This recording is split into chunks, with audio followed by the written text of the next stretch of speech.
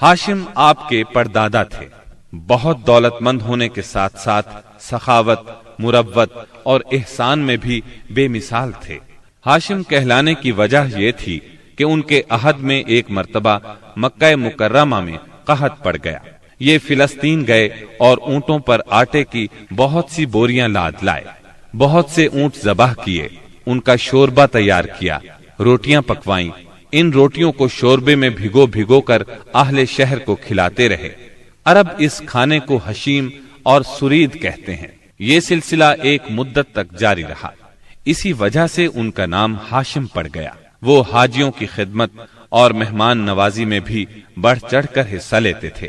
اسی سخاوت اور فیاضی سے ہاشم کا نام پورے عرب میں مشہور ہو گیا۔ ذاتی اثر و رسوخ اور وجاہت کی وجہ سے ان کی دوسرے ممالک کے درباروں میں بھی رسائی تھی۔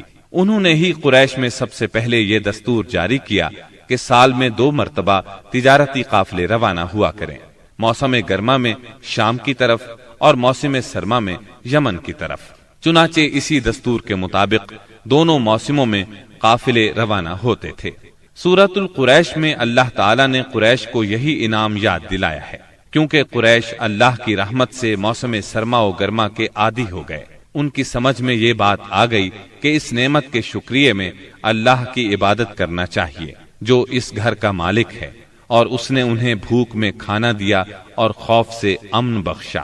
نجاشی شاہ حبش ہاشم کی بے حد خاطر مدارت کرتا اور تحفے تحائف بھی پیش کرتا۔ قیصر روم بھی ان سے بہت مہربانی سے پیش آتا تھا۔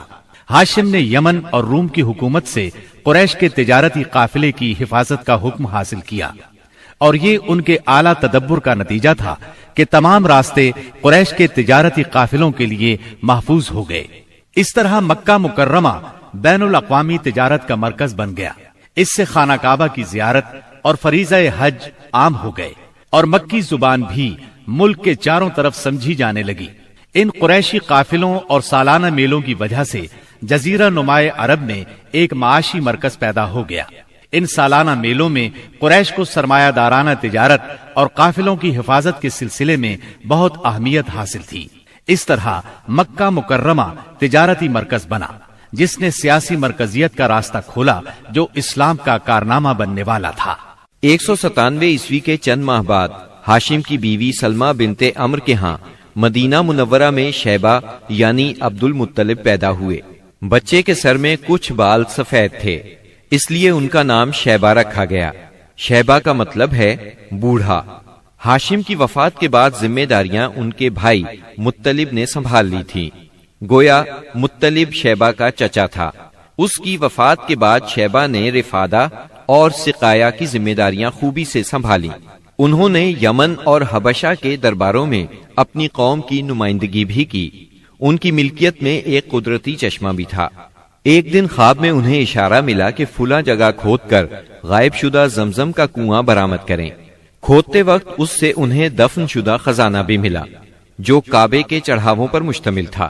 عبد المطلب کو زمزم کی ملکیت کے لیے بہت دشواریاں پیش آئیں، مگر اہل شہر امن پسند تھے۔ انہوں نے طے کیا کہ کسی غیر جانبدار حاکم سے اس کا فیصلہ کرا لیا جائے۔ عبد المطلب نے یہ بات مان لی، لیکن پریشان بھی تھے، اس لیے منت مانی کہ اگر اللہ نے مجھے 10 بیٹے دیے اور وہ بلوغت کو پہنچے تو میں ان میں سے ایک کو کعبے میں جا کر اللہ کے لیے قربان کر دوں گا۔ جب 10واں بیٹا بھی بلوغت کو پہنچ گیا تو عبد المطلب کو منت یاد آئی۔ انہوں نے بیٹوں کے درمیان قرعہ ڈالا تاکہ جس کا نام نکلے اسے قربان کر دیں۔ قرعہ نبی اکرم صلی اللہ علیہ وسلم کے والد عبداللہ کے نام نکلا۔ عبد المطلب کا ارادہ دیکھ کر رشتہ داروں اور دوستوں نے دخل اندازی کی اور انہیں مشورہ دیا کہ وہ کسی خاتون عرافہ کے پاس جا کر حل دریافت کریں۔ چنانچہ عبد المطلب ایک عرافہ کے پاس گئے۔ اس نے معاملہ سن کر مشورہ دیا کہ بیٹے اور 10 اونٹوں کے درمیان قرعہ ڈالو، اگر عبداللہ کے نام نکلے تو مزید 10 اونٹ بڑھا دو، اس طرح خون بہا کی مقدار میں اضافہ کرتے جاؤ یہاں تک کہ قرعہ خون بہا پر نکلے۔ انہوں نے قرعہ اندازی شروع کی۔ قرعہ ہر بار عبداللہ کے نام نکلتا رہا۔ یہ 10 اونٹ ہر بار بڑھاتے گئے۔ جب 100 اونٹ پورے ہو گئے تب قرعہ اونٹوں کے نام نکلا۔ عبد المطلب نے 3 بار ایسا کیا تاکہ اطمینان ہو جائے۔ ہر بار 100 اونٹوں ہی کا قرعہ نکلا۔ اب انہیں اطمینان ہو گیا کہ یہی اللہ کو منظور ہے۔ زمزم کے کنویں کی ملکیت حاصل کرنے کے علاوہ عبد المطلب کی زندگی کا دوسرا اہم واقعہ ابرہہ کا بیت اللہ پر حملہ ہے۔ تاریخ میں اس کو واقعہ فیل کے نام سے یاد کیا جاتا ہے۔ ابرہہ ایک عیسائی سردار تھا۔ شاہ حبشہ نجاشی کی طرف سے یمن کا حاکم تھا۔ اس نے دیکھا کہ اہل عرب حج کے لیے مکہ مکرمہ جاتے ہیں اور خانہ کعبہ کا طواف کرتے ہیں، تو اس نے عیسائی مذہب کے نام پر یمن کے شہر صنعاء میں ایک عالیشان گرجا بنوایا۔ عرب میں اس گرجا کی خبر مشہور ہو گئی۔ قبیلہ کنانہ کا ایک آدمی وہاں گیا اور گرجا میں گندگی پھیلا کر بھاگ آیا۔ ابرہہ نے غصے میں آ کر قسم کھائی کہ کعبے کو ڈھا کر دم لے گا۔ چنانچہ وہ ایک لشکر جرار لے کر مکہ مکرمہ کی طرف روانہ ہوا۔ راستے میں عرب کے جس قبیلے نے بھی مزاحمت کی، ابرہہ نے اسے تہہ تیغ کر ڈالا، یہاں تک کہ وہ مکہ معظمہ کے قریب پہنچ گیا۔ وہاں کے لوگوں کو اپنے ارادے سے خبردار کرنے کے لیے اس نے اہل مکہ کے جانور پکڑ لیے۔ ان جانوروں میں عبد المطلب کے 200 اونٹ بھی تھے۔ عبد المطلب کو ابرہہ کی چڑھائی کی خبر ملی تو وہ خانہ کعبہ کی دیواروں سے لپٹ گئے اور رو پڑے۔ اللہ سے اپنے گھر کی حفاظت کی دعا کی۔ قریش کے چند سرداروں کو لے کر ابرہہ سے ملنے کے لیے گئے اور اس سے اپنے اونٹوں کی واپسی کا مطالبہ کیا۔ ابرہہ ان کی بات سن کر حیران ہوا اور بولا، تم نے اپنے اونٹوں کی واپسی کی تو بات کی، کعبے کے متعلق ایک لفظ بھی نہیں کہا۔ میں تو یہاں کعبے کو ڈھانے کے لیے آیا ہوں۔ عبد المطلب نے جواب دیا، اونٹ میری ملکیت ہیں، اس لیے ان کی رہائی کے لیے چلا آیا۔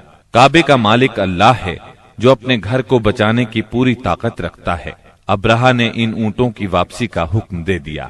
یہ اپنے اونٹ لے کر مکہ معظمہ واپس آ گئے۔ 60-70 ہزار کا لشکر تھا اور اس میں 9 یا 13 ہاتھی تھے۔ اس لشکر نے آخر مکے پر چڑھائی کی۔ لشکر مکے کے نزدیک پہنچا تو محمود نامی ہاتھی نے مکے میں داخل ہونے سے انکار کر دیا اور وہیں بیٹھ گیا۔ ایسے میں اچانک باہر قلزم کی طرف سے پرندوں کا ٹڈی دل نظر آیا۔ ان کے پنجوں اور چونچوں میں کنکریاں تھیں۔ جن سپاہیوں پر وہ کنکریاں پڑتی ان کے اعضاء کٹنا شروع ہو جاتے۔ ان کنکریوں کے گرنے سے ابرہہ کی فوج اور ہاتھیوں کا جو حشر ہوا وہ بلا شبہ تاریخ عالم کا ایک نہایت حیرت ناک باب ہے۔ خود ابرہہ مشکل سے گرتا پڑتا صنعاء تک پہنچا اور نہایت دردناک عذاب میں گرفتار ہو کر یمن میں مرا۔ عربوں کے ہاں اس سال کو عام الفیل کہتے ہیں۔ ایک مدت تک یہی تقویمی سال شمار ہوتا رہا۔ قرآن کریم میں یہ واقعہ سورہ فیل میں بیان ہوا۔ بسم اللہ الرحمن الرحیم ألم تر كيف فعل ربك بأصحاب الفيل ألم يجعل كيدهم في تضليل وأرسل عليهم طيرا أبابيل ترميهم بحجارة من سجيل فجعلهم كعصف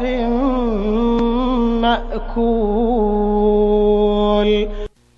کیا تم نے نہیں دیکھا تمہارے پروردگار نے ہاتھی والوں کے ساتھ کیا سلوک کیا؟ کیا اس نے ان کی تدبیر کو اکارت نہیں کر دیا اور ان پر پرندوں کے جھنڈ بھیج دیے جو ان پر پکی ہوئی مٹی کے پتھر پھینک رہے تھے؟ پھر ان کا یہ حال کر دیا جیسے جانوروں کا کھایا ہوا بھوسا۔ واقعہ فیل کے 50-55 دن بعد عبد المطلب کعبے کا طواف کر رہے تھے کہ انہیں پوتے کی ولادت کی خوشخبری ملی۔ 75 سالہ دادا بہت خوش ہوئے۔ نبی کریم صلی اللہ علیہ وسلم ان کے پیارے فرزند جناب عبداللہ کی یادگار تھے، جن کی زندگی 100 اونٹوں کی قربانی دے کر بچائی گئی تھی، لیکن پھر اچانک وہ فوت ہو گئے۔ ان کی وفات سے بوڑھے باپ کو جو صدمہ پہنچا تھا، پوتے کی ولادت سے ایک حد تک وہ کم ہو گیا۔ عبداللہ کی والدہ یعنی نبی صلی اللہ علیہ وسلم کی دادی کا نام فاطمہ بنت عمرو تھا۔ عبداللہ کے 2 سگے بھائی زبیر اور ابو طالب تھے۔ بی بی آمنہ سے نکاح کے بعد عبداللہ نے رواج کے مطابق 3 دن تک سسرال میں قیام کیا۔ اس کے بعد تجارت کی غرض سے شام چلے گئے۔ واپسی پر یثرب یعنی مدینہ منورہ میں ٹھہرے تاکہ اپنے والد کے حکم کے مطابق کھجوروں کا سودا کریں۔ مدینہ منورہ ہی میں قیام کے دوران وہ بیمار ہو گئے۔ آپ کی بیماری کی خبر مکہ پہنچی تو عبد المطلب نے فوراً اپنے بڑے بیٹے حارث کو عبداللہ کی خبر گیری کے لیے مدینہ روانہ کیا۔ حارث مدینہ پہنچے تو معلوم ہوا 1 ماہ بیمار رہنے کے بعد عبداللہ انتقال کر گئے ہیں۔ انتقال کے وقت انہوں نے 5 اونٹ، چند بکریاں اور 1 باندی چھوڑی، جس کی کنیت ام ایمن اور نام برکت تھا۔ عبداللہ کا انتقال اپنے پیغمبر بیٹے کی ولادت سے چند ماہ پہلے ہی ہو گیا تھا۔ گویا آپ صلی اللہ علیہ وسلم شکم مادر ہی میں یتیم ہو گئے تھے۔ آپ کی والدہ سیدہ آمنہ طہارت نفس، شرافت، عزت، عفت، عصمت اور پاک بازی میں بے مثال تھی۔ اپنی قوم میں سیدۃ النساء کے لقب سے مشہور تھی۔ ددھیال اور ننہیال دونوں کے اعتبار سے آپ عرب کے بہترین قبیلے اور بہترین قوم میں سے تھیں۔ ولادت باسعادت کے بعد 3-4 دن تک آپ کی والدہ نے آپ کو دودھ پلایا۔ پھر آپ کے چچا ابو لہب کی آزاد کردہ کنیز سویبہ نے اور پھر حلیمہ سعدیہ نے دودھ پلایا۔ اکثر سیرت نگاروں نے کنیز کا نام سوبیہ ہی لکھا ہے، لیکن دراصل اس کا نام سویبہ تھا۔ جس طرح صحیح بخاری اور سیرت نگاری کے عالمی مقابلے میں اول آنے والی سیرت نبوی پر مستند کتاب الرحیق المختوم میں مذکور ہے۔ دودھ پلانے کی ذمہ داری ماہ ربیع الاول 52 قبل ہجری یعنی اپریل 571 عیسوی میں سونپی گئی۔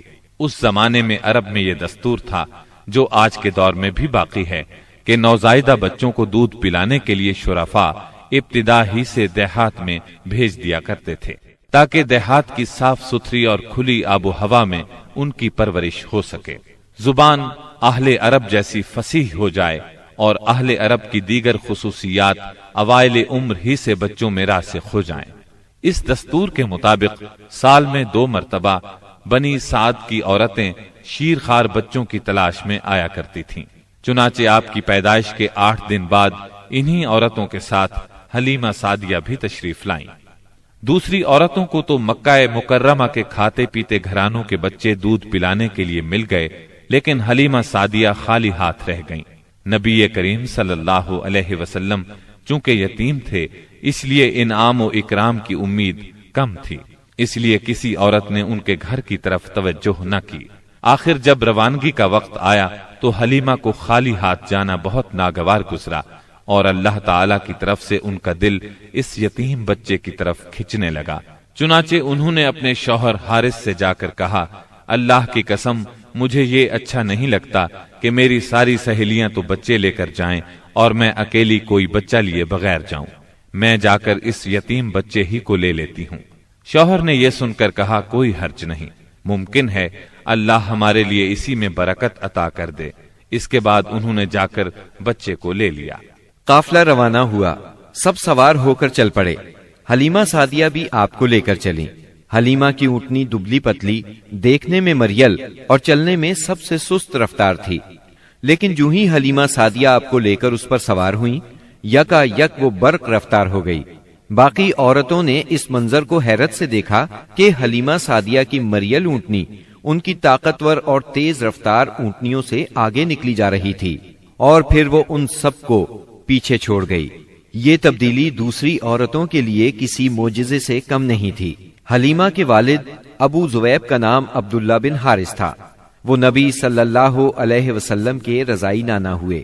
حلیمہ کے شوہر کا نام حارث بن عبد العزا تھا، یہ دونوں ہی قبیلہ سعد بنی بکر بن حوازن سے تعلق رکھتے تھے۔ اسی طرح حارث کے بچے آپ کے رضائی بھائی بہن ہوئے۔ جب تک آپ صلی اللہ علیہ وسلم حلیمہ سعدیہ کے گھر رہے، ان کا گھر برکتوں سے مالا مال رہا۔ حلیمہ بیان کرتی ہیں کہ وہ جب آئی تھیں تو قحط سالی کا دور تھا۔ ان کے پاس ایک گدھی تھی جو اس قدر دبلی پتلی اور مریل تھی کہ پورے قافلے میں سب سے سست اور مریل چال چلتی تھی۔ ایک اونٹنی بھی تھی، مگر وہ قطرہ دودھ کا نہیں دیتی تھی۔ حلیمہ کا اپنا بچہ بھوک سے بے قرار ہو کر بلکتا رہتا تھا۔ خود سوتا نہ ماں باپ کو سونے دیتا، مگر جب وہ آپ کو لے کر اپنے گھر آئیں اور آپ کو گود میں لیا تو سینہ دودھ سے بھر گیا، یہاں تک کہ آپ نے پیٹ بھر کر دودھ پیا، اور آپ صلی اللہ علیہ وسلم کے ساتھ حلیمہ کے بیٹے نے بھی خوب دودھ پیا، پھر دونوں آرام کی نیند سو گئے۔ اس رات حلیمہ کا بچہ بالکل نہ رویا۔ ادھر شوہر اونٹنی کے پاس گیا تو کیا دیکھتا ہے، تھن سے دودھ ابلا چاہتا ہے، چنانچہ وہ دودھ دوہنے لگا۔ اس نے اس قدر دودھ دوہا کہ گھر کے سب برتن بھر گئے۔ دونوں نے خوب دودھ پیا اور آرام کی نیند سو گئے۔ حلیمہ سعدیہ کا گھرانہ سب سے زیادہ قحط زدہ تھا، لیکن مکے سے واپسی کے بعد ان کی یہ حالت ہوئی کہ جب بکریاں چر کر گھر واپس آئیں تو ان کی کوکھیں نکلی ہوئی تھیں اور تھن دودھ سے لبریز تھے۔ اب گھر والے خوب دودھ پینے لگے، جبکہ قحط کی وجہ سے دوسرے گھرانوں کو دودھ بالکل نہیں ملتا تھا۔ یوں اس گھرانے کو مسلسل خیر و برکت نصیب ہوئی۔ حلیمہ کا دستور تھا کہ وہ ہر 6 ماہ بعد آپ کو مکے لاتی، والدہ اور خاندان کے لوگوں سے ملاتی اور پھر اپنے دیار بنی سعد واپس لے جاتی۔ جب مدت رضاعت پوری ہو گئی تو دودھ چھڑا کر آپ کی والدہ کے پاس لائیں۔ اب تک وہ آپ کی وجہ سے خیر و برکت دیکھ چکی تھی، اس وجہ سے چاہتی تھی کہ آپ کو ابھی ان کے پاس ہی رہنے دیا جائے۔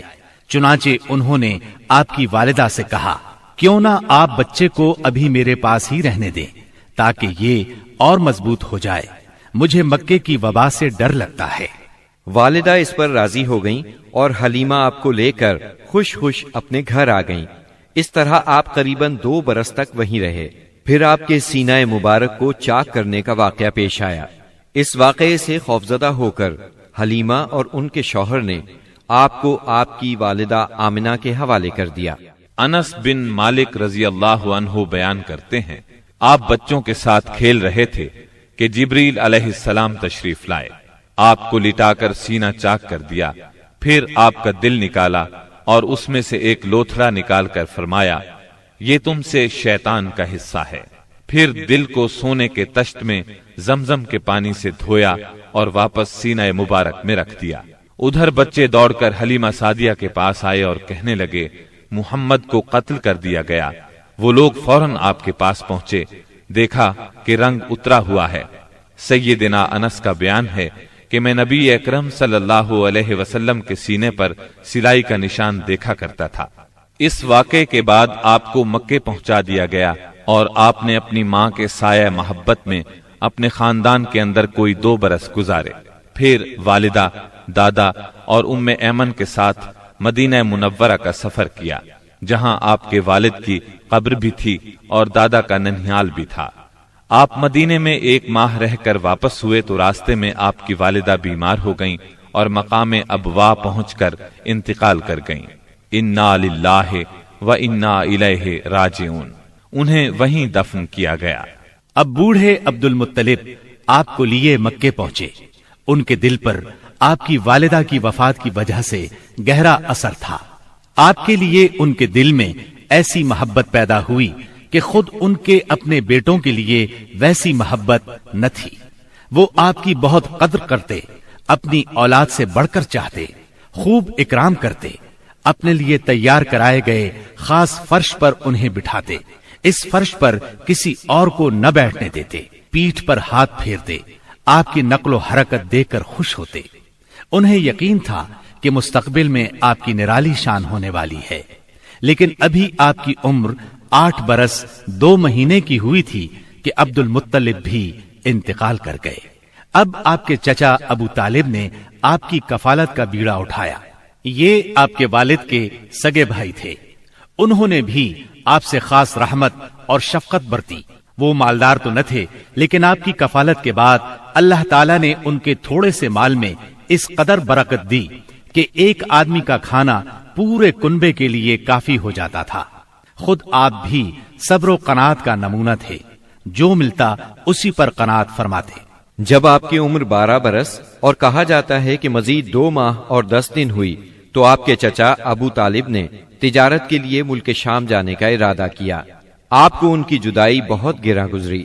ابو طالب خود بھی متاثر ہوئے، لہٰذا آپ کو اپنے ساتھ لے لیا۔ قافلہ ملک شام کی حدود میں پہنچا تو شہر بسرا کے قریب پڑاؤ کیا۔ بحیرہ نامی عیسائیوں کا ایک راہب اپنے گرجے سے نکل کر ان کے پاس آیا اور قافلے کے درمیان سے گزر کر نبی صلی اللہ علیہ وسلم کے پاس پہنچا۔ پھر آپ کا ہاتھ پکڑ کر بولا، یہ دنیا کے سردار ہیں، پروردگار عالم کے رسول ہیں، اللہ انہیں رحمت عالم بنا کر بھیجے گا۔ میں انہیں مہر نبوت سے بھی پہچانتا ہوں۔ یہ کندھے کے نیچے نرم ہڈی کے پاس سیب کی طرح ہے، اور ہم اس کا ذکر اپنی کتابوں میں بھی پاتے ہیں۔ پھر اس نے قافلے کی دعوت کی اور ابو طالب سے کہا، انہیں یہاں سے واپس بھیج دیں، ملک شام نہ لے جائیں، کیونکہ انہیں یہودیوں سے خطرہ ہے۔ اس پر ابو طالب نے غلاموں کے ہمراہ آپ کو مکے بھیج دیا۔ جب آپ کی عمر 15 برس ہوئی تو ذیقات کے مہینے میں اکاس کے بازار میں ایک لڑائی ہوئی۔ اس لڑائی میں ایک طرف قریش کے قبائل تھے اور دوسری طرف قیس اور اعلان کے قبائل تھے۔ دونوں میں گھمسان کا رن پڑا۔ فریقین کے کتنے ہی آدمی مارے گئے، لیکن پھر انہوں نے صلح کر لی اور طے پایا کہ دونوں طرف کے مقتولین گنے جائیں، جدھر زیادہ ہوں ادھر والے زائد مقتولین کا خون بہا لے لیں۔ اس کے بعد جنگ ختم ہو گئی اور باہمی دشمنی کو ختم کر دیا گیا۔ اس جنگ میں نبی کریم صلی اللہ علیہ وسلم بھی شریک تھے، لیکن آپ نے لڑائی میں براہ راست حصہ نہیں لیا، اپنے چچاؤں کو تیر تھماتے تھے۔ اس جنگ کا نام جنگ فجار ہے۔ یہ نام اس لیے مشہور ہوا کہ اس میں حرام مہینے کی حرمت پامال کی گئی۔ فجار نام کے واقعات 4 بار پیش آئے، ہر سال ایک واقعہ پیش آتا رہا۔ جنگ فجار والا واقعہ آخری تھا۔ اس سے پہلے کے 3 واقعات میں ہلکے پھلکے جھگڑے ہوئے، شدید لڑائی صرف اسی چوتھے واقعے میں ہوئی۔ اس جنگ کے بعد ذیقعد ہی کے مہینے میں 5 قبائل کے درمیان ایک عہد نامہ طے پایا۔ اس عہد نامے کو حلف الفضول کہا جاتا ہے۔ ان قبائل کے نام یہ ہیں: بنو ہاشم، بنو مطلب، بنو اسد، بنی عبد العزا، بنو زہرہ اور بنو تیم۔ اس کی وجہ یہ ہوئی کہ یمن کا ایک آدمی اپنا سامان تجارت لے کر مکے آیا۔ عاص بن وائل نے اس سے وہ مال خرید لیا، لیکن قیمت ادا نہ کی۔ اس نے بنو عبد الدار، بنو مخزوم، بنو سہم اور بنو عدی سے فریاد کی، لیکن انہوں نے کوئی توجہ نہ دی۔ چنانچہ اس نے ابو قبیس کے پہاڑ پر چڑھ کر چند اشعار پڑھے، جن میں اپنی مظلومیت کا نقشہ کھینچا اور آواز لگائی کہ کوئی تو اس کا حق دلانے کے لیے اس کی مدد کرے۔ اس پر زبیر بن عبد المطلب نے دوڑ دھوپ کی، لہٰذا اس قبیلے کے افراد بنو تیم کے سردار عبداللہ بن جدعان کے گھر میں جمع ہوئے اور آپس میں عہد و پیمان کیا کہ مکے میں جو بھی مظلوم نظر آئے، خواہ مکے کا رہنے والا ہو یا کسی اور جگہ کا، یہ سب اس کی حمایت میں اٹھ کھڑے ہوں گے۔ انہوں نے عاص بن وائل سے بھی اس کا حق لے کر اس کے حوالے کیا۔ اس عہد و پیمان میں آپ بھی اپنے چچاؤں کے ساتھ تھے۔ نبوت سے سرفراز ہونے کے بعد آپ فرمایا کرتے تھے، میں عبداللہ بن جدعان کے مکان پر ایک ایسے معاہدے میں شریک ہوا کہ مجھے اس کے بدلے سرخ اونٹ بھی پسند نہیں، اور اگر میں اس کے لیے اسلام کے دور میں بلایا جاتا تو ضرور جاتا۔ نبی اکرم صلی اللہ علیہ وسلم یتیم پیدا ہوئے اور اپنے دادا پھر چچا کی کفالت میں رہے۔ والد سے وراثت میں جو کچھ ملا تھا اس سے کچھ نہیں ہو سکتا تھا۔ چنانچہ جو ہی آپ ہلکے پھلکے کام کرنے کے لائق ہوئے، اپنے رضائی بھائیوں کے ساتھ دیار بنی سعد میں بکریاں چرانے لگے۔ پھر جب مکہ معظمہ آئے تو وہاں بھی چند قیرات کے عوض اہل مکہ کی بکریاں چرائیں۔ قیرات 1 دینار کا 20واں یا 24واں حصہ ہوتا ہے، جس کی قیمت اس زمانے میں بمشکل 80-90 روپے سمجھ لیں۔ کم عمری میں بکریاں چرانا انبیاء کی سنت ہے۔ ایک بار عہد نبوت میں آپ نے فرمایا، کوئی بھی نبی نہیں گزرا مگر اس نے بکریاں ضرور چرائیں۔ پھر جب آپ جوان ہو گئے تو تجارت شروع کی۔ بعض روایات کی روح سے آپ صائب بن ابی صائب کے ساتھ مل کر تجارت کرتے تھے۔ آپ تجارت میں بہترین ساتھی تھے، لین دین کے معاملے میں لڑتے جھگڑتے تھے، نہ بحث کرتے تھے۔ تمام معاملات میں آپ حد درجے امانت دار، سچے اور پرہیزگار مشہور تھے۔ زندگی کے سبھی میدانوں میں آپ کا یہی طریقہ تھا۔ اسی بنا پر آپ کا لقب ہی امین مشہور ہو گیا تھا۔ ان تمام وجوہات کی بنا پر آپ کی شہرت سن کر سیدہ خدیجہ نے آپ کو تجارت کے لیے اپنے مال کی پیشکش کی۔ وہ عزت اور مال دونوں لحاظ سے قریش کی ایک معزز خاتون تھی، لوگوں کو اجرت دے کر اپنا مال تجارت کے لیے بھیجا کرتی تھی۔ اس پیشکش کے ساتھ انہوں نے یہ بھی کہا کہ وہ آپ کو سب سے اچھی اجرت دیں گی۔ چنانچہ آپ نے ان کے غلام میسرہ کے ساتھ شام کا سفر کیا، وہاں خرید و فروخت کی۔ اس خرید و فروخت میں بہت زیادہ نفع ہوا، اس قدر برکت ہوئی کہ پہلے کبھی اتنا منافع نہیں ہوا تھا۔ شام سے آپ مکہ واپس آئے اور سیدہ کی امانت انہیں سونپی۔ سیدہ خدیجہ نے امانت اور برکت کا یہ حال دیکھا تو حیرت زدہ رہ گئیں۔ ادھر میسرہ نے بھی آپ کی باتیں انہیں بتائیں۔ تب سیدہ نے محسوس کر لیا کہ انہیں ان کی مراد مل گئی ہے، چنانچہ انہوں نے آپ سے اپنی سہیلی کے ذریعے سے شادی کی خواہش ظاہر کی۔ انہوں نے سیدہ خدیجہ کے چچا عمرو بن اسد کو پیغام بھیجا۔ اس طرح بات طے ہوئی۔ نکاح کا خطبہ ابو طالب نے پڑھا، اس میں اللہ کی حمد و ثنا کی، پھر آپ کے فضل و شرف کا ذکر کیا۔ اس کے بعد ایجاب و قبول کے الفاظ کہے اور مہر بیان کیا۔ یہ ملک شام کے سفر سے واپسی کے 2 مہینے اور چند دن بعد کی بات ہے۔ اس وقت آپ کی عمر 25 سال تھی اور سیدہ خدیجہ کی عمر 40 سال تھی۔ سیدہ خدیجہ کی شادی پہلے عتیق بن عائز مخزومی سے ہوئی تھی، وہ انتقال کر گیا تو ابو حالہ تیمی سے ہوئی، اس سے ایک بچہ بھی ہوا، مگر پھر ابو حالہ بھی فوت ہو گیا۔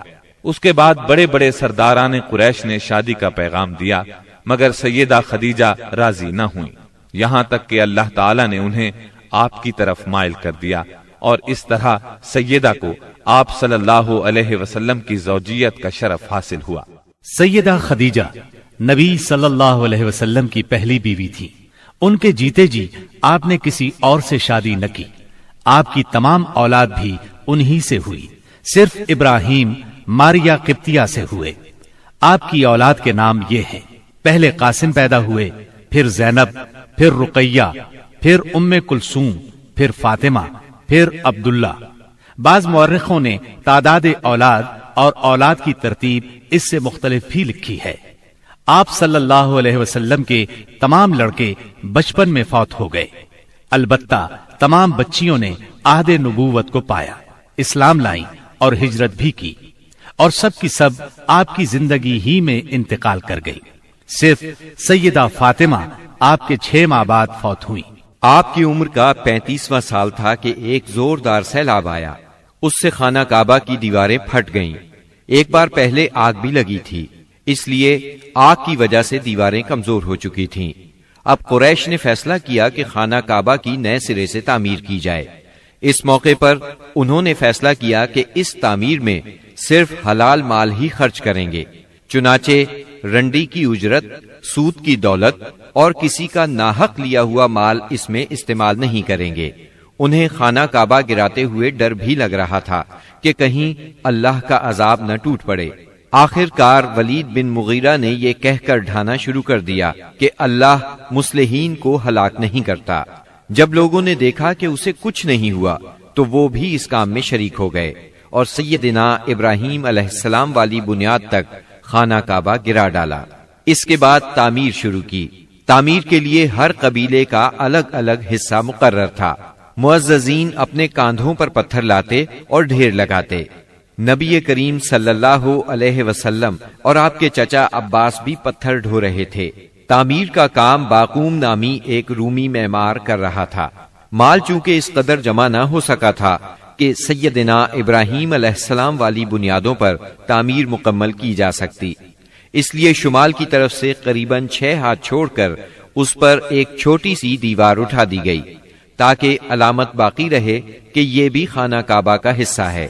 اس کو ہجر اور حتیم کہتے ہیں۔ جب دیوار حجر اسود تک اٹھ گئی تو ہر سردار نے چاہا حجر اسود کو اس کی جگہ رکھنے کا شرف اسے حاصل ہو۔ اس پر سخت جھگڑا اٹھ کھڑا ہوا جو 4-5 روز تک جاری رہا۔ کسی طرح فیصلہ نہ ہو پایا کہ حجر اسود کون رکھے گا، اور قریب تھا کہ حرم میں خون ریزی ہو جائے۔ لیکن ابو امیہ کی ایک تجویز سب نے منظور کر لی۔ ابو امیہ سب سے زیادہ عمر رسیدہ تھا۔ اس نے کہا، میری تجویز یہ ہے کہ کل صبح مسجد حرام کے دروازے سے جو شخص سب سے پہلے داخل ہو اس سے فیصلہ کرا لیا جائے، یعنی وہ جس کے حق میں فیصلہ دے دے حجر اسود وہی اس کی جگہ پر رکھے گا۔ دوسرے دن صبح سویرے جو شخص سب سے پہلے داخل ہوا وہ نبی اکرم صلی اللہ علیہ وسلم تھے۔ قریش آپ کو دیکھتے ہی بول پڑے، هذا الامین رضینا هذا محمد، یہ تو محمد ہیں جو کہ امین ہیں، ہم ان سے راضی ہیں۔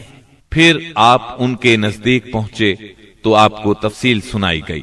آپ نے اس مسئلے کا حل یہ نکالا کہ ایک چادر لی، اس میں حجر اسود کو رکھا اور سب سرداروں سے کہا اس چادر کو سب لوگ کناروں سے پکڑ کر اٹھائیں۔ سب نے ایسا ہی کیا۔ جب چادر حجر اسود کی جگہ پہنچ گئی تو آپ نے اپنے مبارک ہاتھوں سے حجر اسود کو اس کی جگہ پر رکھ دیا۔ یہ اس قدر عمدہ فیصلہ تھا کہ سب خوش ہو گئے۔ نبی کریم صلی اللہ علیہ وسلم بچپن ہی سے عقل سلیم کے مالک تھے، پاک دامن تھے، بھرپور قوت کے مالک تھے۔ جوانی اور پختگی کا زمانہ آیا تو آپ کی خوبیاں اور زیادہ نکھر کر سامنے آئیں۔ آپ درست سوچ، صحیح نظر، بہترین اخلاق اور عمدہ عادات کا سب سے بلند نمونہ تھے۔ سچائی اور امانت، صبر و شکر، حیا اور وفا، خیر خواہی اور تواضع سبھی میں ممتاز تھے۔ بھلائی اور احسان میں آپ کا کوئی ثانی نہیں تھا۔ ابو طالب نے کیا خوب کہا ہے، ابیض یستسقى الغمام بوجهه ثمال الیتامی عصمت للارامل، وہ گورے مکھڑے والا جس کی برکت سے ابر رحمت برستا ہے، وہ یتیموں کا سہارا اور بیواؤں کا نگہبان ہے۔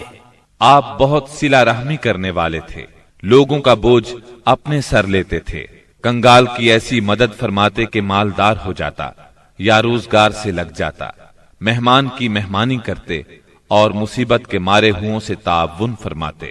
اللہ تعالیٰ نے آپ کی حفاظت اور نگہبانی کا خاص انتظام فرمایا تھا اور قوم کے اندر پھیلی ہوئی خرافات اور برائیوں کے خلاف آپ کے دل میں نفرت ڈال دی تھی۔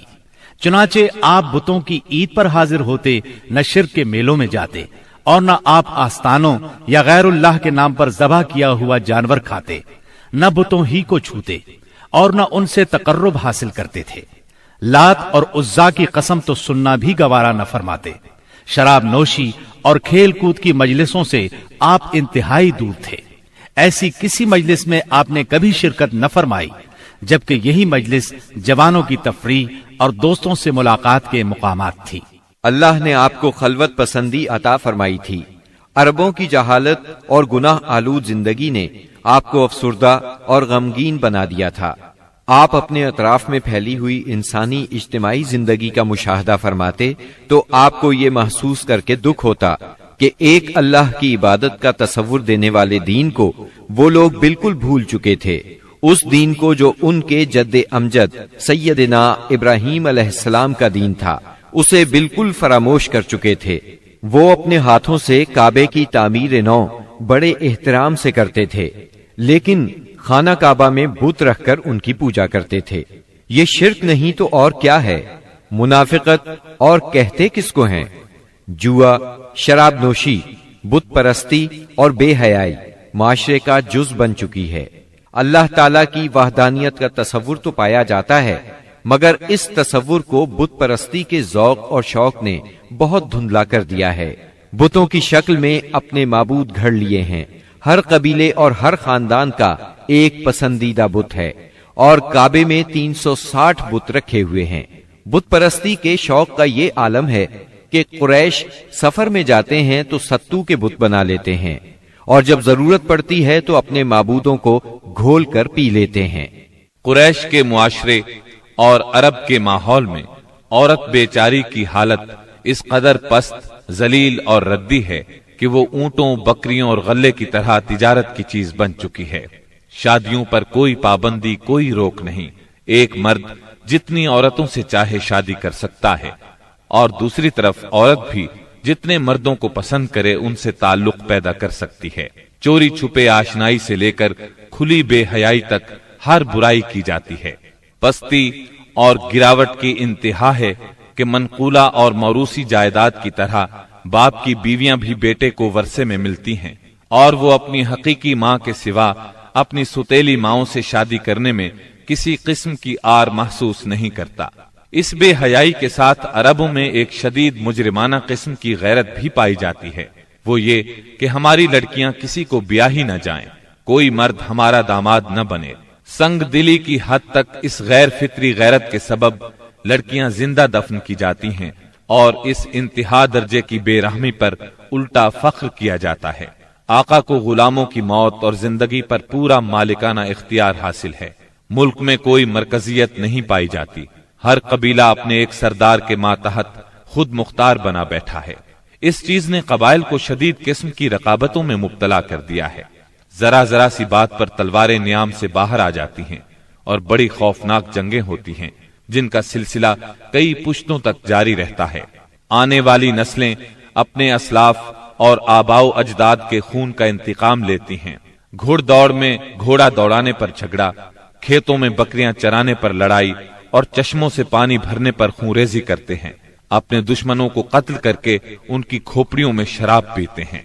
अरब कौम जाहिल है, लिखना पढ़ना नहीं जानती, मगर इन्हें अपनी शायरी और जुबानदानी पर इतना घमंड और गुरूर है कि सारी दुनिया को अपनी फसाहत और शायरी के मुकाबले में गुंगा ख्याल करते हैं। तवहुम परस्ती इंतहा को पहुंची हुई है। जरा जरा सी बात पर फाल निकालते हैं, पांसे फेंकते हैं। हर तरफ कहानत का जोर है। काहिनों से अपनी तकदीर और मुस्तकबिल के बारे में पूछते हैं। अरब के बाशिंदे उस आदमी को काबिल इज्जत और शरीफ समझते हैं जिसके पास बहुत ज्यादा ऊंट, बकरियां और खजूर के बागात हों, बहुत सी दौलत हो, गुलाम हो, कनीजें हो। नेकी, परहेजगारी और शराफत का तसव्वुर ही उनके जहनों से निकल चुका है। यही वो दौर है जिसको दौरे जहालत कहा जाता है। अरब के मुआशरे की बुराइयों ने उनकी फितरी सलाहियतों को दबा दिया है। मसलन शुजाअत, हुर्रियत, आहद की पाबंदी, मेहमान नवाजी, जफाकशी, फसाहत और जुबानदानी, खुद एतमादी और किसी की मदद के बगैर अपनी हिफाजत खुद करने का जज्बा। इन तमाम खूबियों से अरब आशना हैं, लेकिन इनकी ये खुसूसियात सही रहनुमाई न होने की वजह से गलत राहों पर पड़ गई थी और उनका बेजा इस्तेमाल हो रहा था। मुल्क में बाज ऐसे कबाइल भी पाए जाते थे जो खाना बदोश थे। जहां पानी का चश्मा, सब्जा और खजूरों के झुंड नजर आए वहीं डेरे डाल दिए और जब यहां से जी उगता गया तो अपना मुख्तसर सा सामान ऊंटों पर लाद कर वहां से चल दिए। ये थे अरब के अफसोसनाक हालात, लेकिन ये यहाँ तक महदूद नहीं थे। उस जमाने में दुनिया के गोशे गोशे में ऐसी ही पस्ती पाई जाती थी। कहीं आग की पूजा होती थी, कहीं मोहब्बत और नफरत के देवताओं के आगे सर झुकाए जाते थे। गरज अल्लाह ताला के सिवा उसकी सारी मखलूक की इबादत हो रही थी। हद यह है कि सांप, दरख्त और बंदर तक माबूद बने हुए थे। पत्थर, जानवर, चांद, सूरज और सितारे, यहाँ तक कि जमीन पर रेंगने वाले कीड़ों तक की परस्तिश ने सारी दुनिया को शिर्क का गढ़ बना दिया था। हर तरफ जहालत का अंधेरा और शिर्क व कुफ्र की तारीकियां छाई हुई थीं। उन सब में सिराते मुस्तकीम गुम होकर रह गया था। अहले अरब की हालत इजार पर कुड़ने के अलावा आप अपनी खलवत व तन्हाई में जिंदगी और कायनात के राजों पर भी गौर व फिक्र किया करते थे और सोचा करते थे कि जिंदगी क्या है, कायनात क्या है, ये चांद, सूरज, सितारे क्यों कर बने, कायनात क्यों तख्लीक की गई, किसने की, जिंदगी का ज़ुहूर कब हुआ, कैसे हुआ। ये वो दिन थे जब आप तन्हाई में गौर व फिक्र की जरूरत के साथ साथ इबादत को भी लाजिमी समझते थे। इबादत आपकी रूह की जरूरत थी, लिहाजा आप रमजान भर गारे हिरा में क़याम फरमाते, आने जाने वाले मिस्कीनों को खाना खिलाते और बकिया औकात अल्लाह ताला की इबादत में गुजार देते। गारे हिरा मक्का मुकर्रमा के मशरिक में खाना काबा से कोई 3 मील दूर जबल उन नूर की चोटी पर वाक़े है। खलवत और गोशाए तन्हाई की तलाश में आप गारे हिरा पहुंचे। ये चूंकि काबा के सामने था और वहां कामिल तन्हाई और यकसुई थी, इसी लिए आपको बहुत पसंद आया। रमजान का महीना और पीर का दिन था। आप गारे हिरा के अंदर जिक्र इलाही और इबादत में मशगूल थे कि यकायक जिब्रील अलैहिस्सलाम नाजिल हुए और आपको वही और नुबुव्वत से नवाजा। सैयदा आयशा रजी अल्लाह अन्हा फरमाती हैं, रसूलुल्लाह सल्लल्लाहु अलैहि वसल्लम पर वही का आगाज नींद में अच्छे ख्वाब से हुआ। आप जो ख्वाब देखते वो सफेदाए सहर की तरह नमूदार होता। फिर आपको तन्हाई पसंद आने लगी, चुनाचे आप गारे हिरा में खलवत फरमाने लगे और कई कई रात घर आए बगैर इबादत करते और इस अरसे के लिए तोशा भी साथ ले जाते। फिर सैयदा खदीजा रजी अल्लाह अन्हा के पास तशरीफ लाते और उतनी मुद्दत के लिए फिर तोशा ले जाते, यहां तक कि आप गारे हिरा में थे कि आपके पास हक आ गया, यानी फरिश्ता आपके पास आया और कहा, इकरा यानी पढ़िए। आपने फरमाया, मैं पढ़ना नहीं जानता। रसूलुल्लाह सल्लल्लाहु अलैहि वसल्लम फरमाते हैं कि इस पर उसने मुझे पकड़ लिया और इस जोर से दबोचा कि मुझे चूर कर डाला और फिर मुझे छोड़कर कहा, इकरा यानी पढ़िए। मैंने फिर कहा, मैं पढ़ना नहीं जानता। उसने फिर मुझे पकड़कर दबोचा और चूर कर डाला, फिर छोड़कर कहा, इकरा पढ़िए। मैंने फिर कहा, मैं पढ़ा हुआ नहीं हूं। अब उसने तीसरी बार दबोचा और कहा, इक़रा बिस्मि रब्बिकल्लज़ी खलक़ खलक़ल इंसान मिन अलक़ इक़रा व रब्बुकल अकरम अल्लज़ी अल्लम बिल क़लम अल्लमल इंसान मा लम यअलम। पढ़ अपने उस परवरदिगार के नाम से जिसने पैदा किया, इंसान को लोथड़े से पैदा किया। पढ़, तेरा रब बड़ा करीम है, जिसने कलम के जरिए से इल्म दिया, इंसान को वो बात सिखाई जिसे वो जानता न था। अब आपने ये आयात पढ़ दी, फिर आप इन आयात को लेकर वापस आए। आपका दिल कांप रहा था। आपने सैयदा खदीजा रजी अल्लाह अन्हा के पास पहुंचकर फरमाया, मुझे चादर ओढ़ा दो, मुझे चादर ओढ़ा दो। उन्होंने चादर उड़ा दी, यहां तक कि दहशत जाती रही। फिर आपने सैयदा खदीजा को वाकया सुनाया और फरमाया, मुझे अपनी जान का खौफ है। उन्होंने कहा, अल्लाह की कसम, ऐसा हरगिज नहीं हो सकता। अल्लाह आपको कभी रुस्वा नहीं करेगा। आप सिला रहमी करते हैं, बेसहारों का बोझ उठाते हैं, खाली हाथ लोगों की मदद करते हैं, मेहमान की मेहमानी करते हैं और हक के सिलसिले में पेश आने वाले मसाइब में मदद करते हैं। इसके बाद सैयदा खदीजा आपको अपने चचाजाद भाई वरका बिन नौफल के पास ले गई। ये जाहिलियत के दौर में ईसाई हो गए थे, अबरानी लिखना पढ़ना जानते थे और अबरानी में इंजील लिखते थे। उस वक्त बूढ़े और नाबीना हो चुके थे। सैयदा खदीजा रज़ी अल्लाह अन्हा ने उनसे कहा, भाईजान, आप अपने भतीजे की बात सुने। वरका बिन नौफल ने कहा, भतीजे कहो, तुम क्या कहते हो? आपने जो कुछ देखा था बयान कर दिया। इस पर वरका बोले, ये तो वही फरिश्ता है जो मूसा अलैहिस्सलाम पर नाजिल हुआ था। काश मैं उस वक्त जिंदा होता जब आपकी कौम आपको निकाल देगी। आपने हैरान होकर फरमाया, मेरी कौम मुझे निकाल देगी? वरका बिन नौफल बोले, हाँ, कोई ऐसा आदमी नहीं जो तुम जैसा पैगाम लाया हो और उससे दुश्मनी न की गई हो, और अगर मैं उस वक्त तक जिंदा रहा तो तुम्हारी जबरदस्त मदद करूंगा। लेकिन इसके बाद जल्द ही वरका बिन नौफल फौत हो गए और उधर वही का सिलसिला रुक गया। वही की बंदिश से आपको सख्त रंजो मलाल हुआ, लेकिन मसलहत इलाही इसी में थी, क्योंकि इस तरह खौफ जाता रहा। मुआमले की नौयत समझने का मौका मिला और दोबारा वही की मशक्कत बर्दाश्त करने पर तबीयत सिर्फ आमादा ही नहीं हुई, बल्कि एक गुना शौक और तलब भी पैदा हुई और आप दोबारा वही का इंतजार करने लगे। उधर आप गोशा नशीनी की बकिया मुद्दत पूरी करने के लिए वरका के पास से पलटकर दोबारा गारे हिरा में तशरीफ ला चुके थे। जब माह रमजान खत्म हो गया और आपकी एतिकाफ की मुद्दत पूरी हो गई तो आदत के मुताबिक पहली शव्वाल की सुबह हिरा से उतरकर मक्का मुअज्जमा रवाना हुए। नबी करीम सल्लल्लाहु अलैहि वसल्लम इरशाद फरमाते हैं, मैं पहाड़ से उतरकर मैदान में पहुंचा तो मुझे पुकारा गया। मैंने दाएं देखा, कुछ दिखाई न दिया, बाएं देखा तो भी कुछ दिखाई न दिया। سامنے دیکھا تو بھی کچھ دکھائی نہ دیا، پھر پیچھے دیکھا تو وہاں بھی کچھ نظر نہ آیا۔ اس کے بعد میں نے سر اوپر اٹھایا تو کیا دیکھتا ہوں کہ جو فرشتہ ہرا میں میرے پاس آیا تھا وہی آسمان و زمین کے درمیان موجود ہے۔ یہ دیکھ کر میرا پورا وجود اس کے روب سے بھر گیا، یہاں تک کہ میں زمین کی طرف جھک گیا۔ پھر میں خدیجہ کے پاس آیا اور کہا، مجھے چادر اڑا دو، مجھے چادر اڑا دو، مجھے کمبل اڑا دو، ٹھنڈے پانی کے چھینٹے مارو۔ انہوں نے کمبل اڑا دیا، ٹھنڈے پانی کے چھینٹے مارے، پھر یہ آیات نازل ہوئیں۔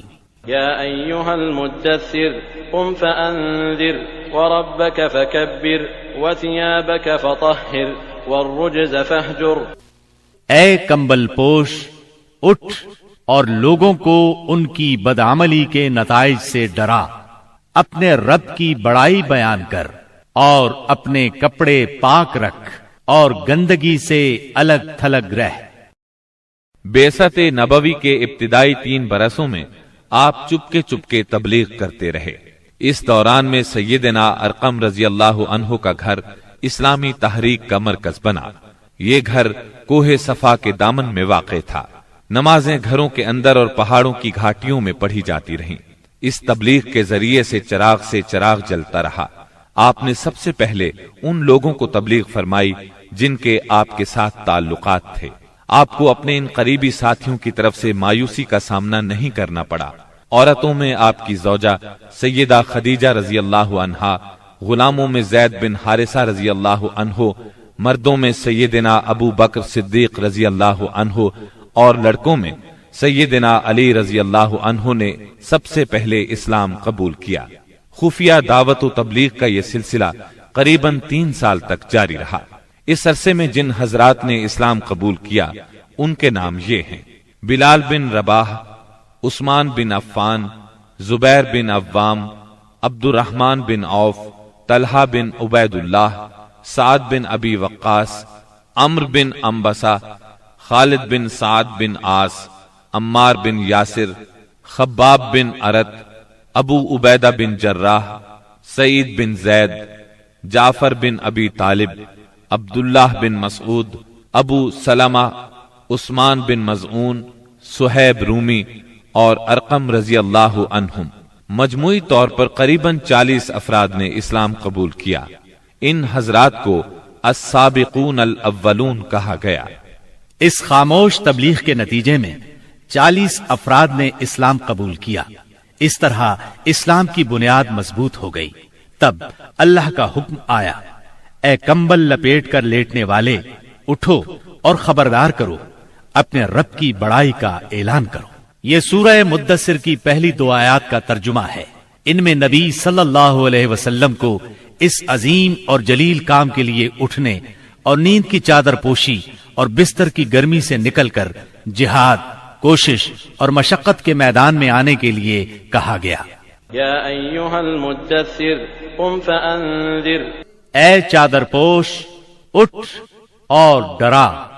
گویا کہا جا رہا ہے جسے اپنے لیے جینا ہے وہ تو راحت کی زندگی گزار سکتا ہے، لیکن آپ جو اس زبردست بوجھ کو اٹھا رہے ہیں تو آپ کو نیند سے کیا تعلق، آپ کو راحت سے کیا سروکار، آپ کو گرم بستر سے کیا مطلب، پرسکون زندگی سے کیا نسبت، راحت بخش ساز و سامان سے کیا واسطہ۔ آپ اٹھ جائیے اس عظیم کام کے لیے جو آپ کا منتظر ہے، اس بھاری بوجھ کے لیے جو آپ کے لیے تیار ہے۔ اٹھ جائیے جد و جہد اور مشقت کے لیے، تکان اور محنت کے لیے اٹھ جائیے کہ اب نیند اور راحت کا وقت گزر چکا۔ اب آج سے مسلسل بیداری ہے، طویل اور مشقت سے لبریز جہاد ہے۔ اٹھ جائیے اس کام کے لیے مستعد اور تیار ہو جائیے۔ یہ بڑا عظیم اور پرہیبت حکم ہے۔ اس نے نبی صلی اللہ علیہ وسلم کو پرسکون گھر، گرم آغوش اور نرم بستر سے کھینچ کر تند طوفانوں اور تیز جھکڑوں کے درمیان انتہائی گہرے سمندر میں لا کھڑا کیا، لوگوں کے ضمیر اور زندگی کے حقائق کی کشاکشی کے درمیان پہنچا دیا۔ پھر رسول اللہ صلی اللہ علیہ وسلم اٹھ گئے اور قریباً 20 سال تک اٹھے رہے۔ آپ نے اپنا چین، سکون اور آرام چھوڑ دیا، زندگی اپنے لیے نہ رہی، اہل و عیال کی نہ رہی، آپ اٹھے تو پھر اٹھے ہی رہے، کام اللہ کی طرف دعوت دینا تھا۔ آپ نے یہ کمر توڑ بار گراں اپنے کندھوں پر کسی دباؤ کے بغیر اٹھا لیا۔ یہ بوجھ تھا، اس روئے زمین پر امانت کبریٰ کا بوجھ، ساری انسانیت کا بوجھ، سارے عقیدے کا بوجھ، میدانوں میں جہاد اور دفاع کا بوجھ۔ آپ نے 20 سال سے زیادہ عرصے تک مسلسل اور ہمہ گیر مارکا آرائی میں زندگی بسر کی، اور اس پورے عرصے میں جب سے آپ نے وہ آسمانی ندا اللہ کی آواز سنی اور یہ بھاری ذمہ داری پائی، آپ کو کوئی ایک حالت کسی دوسری حالت سے غافل نہ کر سکی۔ اللہ آپ کو ہماری طرف سے اور ساری انسانیت کی طرف سے بہترین اجر عطا فرمائے، آمین۔ پھر اللہ تعالی نے آپ کو حکم دیا، فاصدع بما تؤمر وأعرض عن المشركين۔ اے نبی، جس بات کا آپ کو حکم دیا گیا ہے اس کا صاف صاف اعلان کر دیجئے اور مشرکین سے رخ پھیر لیجئے۔ پھر مزید حکم ہوا، وأنذر عشيرتك الأقربين واخفض جناحك لمن اتبعك من المؤمنين۔ اور سب سے پہلے اپنے قریبی رشتہ داروں کو کفر اور شرک سے ڈرائیے، اور جو ایمان لے آئے اور آپ کی پیروی کرے اس کے ساتھ نرمی اور شفقت کا معاملہ فرمائیے۔ جب آپ کو عام دعوت دینے کا حکم دیا گیا اور یہ ہدایت نازل ہوئی کہ آپ اپنے قریب ترین عزیزوں کو سب سے پہلے اللہ کے عذاب سے ڈرائیں، تو آپ نے صبح سویرے کوہ صفا پر چڑھ کر بلند آواز سے پکارا، یا صباحا۔ عرب میں یہ صدا وہ شخص لگاتا تھا جو صبح کے جھٹپٹے میں کسی دشمن کو اپنے قبیلے پر حملہ کرنے کے لیے آتے دیکھ لیتا تھا۔ آپ کی یہ آواز سن کر لوگوں نے پوچھا، یہ کون پکار رہا ہے؟ بتایا گیا، یہ محمد کی آواز ہے۔ اس پر قریش کے تمام خاندانوں کے لوگ آپ کی طرف دوڑ پڑے۔ جو خود آ سکتا تھا وہ خود آیا، جو نہیں آ سکتا تھا اس نے اپنی طرف سے کسی کو بھیج دیا۔ جب سب لوگ جمع ہو گئے تو آپ نے قریش کے ایک ایک خاندان کا نام لے لے کر پکارا، اے بنی ہاشم، اے بنی عبد المطلب، اے بنی فہر، اگر میں تمہیں یہ بتاؤں کہ اس پہاڑ کے پیچھے ایک لشکر تم پر حملہ کرنے کے لیے تیار ہے تو کیا تم میری بات کو سچ مانو گے؟ کیونکہ میں ایسی جگہ کھڑا ہوں جہاں سے میں ادھر بھی دیکھ رہا ہوں اور ادھر بھی۔ سب نے یک زبان ہو کر کہا، ہم آپ کی بات فوراً مان لیں گے، ہم نے کبھی آپ کو جھوٹا نہیں پایا، ہم نے ہمیشہ آپ کو سچا ہی پایا ہے۔ تب آپ نے فرمایا، میں تمہیں ایک سخت عذاب سے پہلے خبردار کرنے کے لیے بھیجا گیا ہوں۔ آپ کا چچا ابو لہب بھی اس مجمع میں موجود تھا۔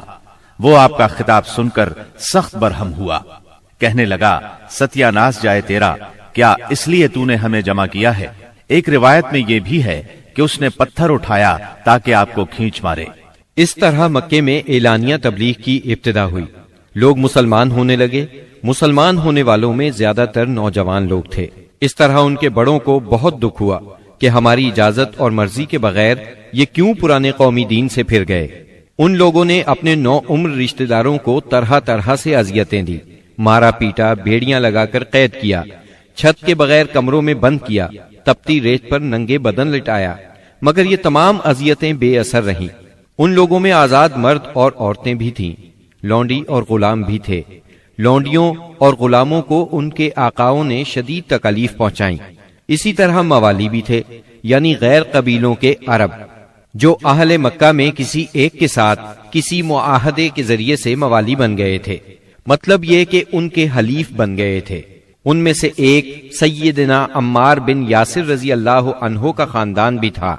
ان کے خاندان کو خاص طور پر ظلم کا نشانہ بنایا گیا۔ سیدنا یاسر رضی اللہ عنہ پر اتنا ظلم ڈھایا گیا کہ وہ شہید ہو گئے۔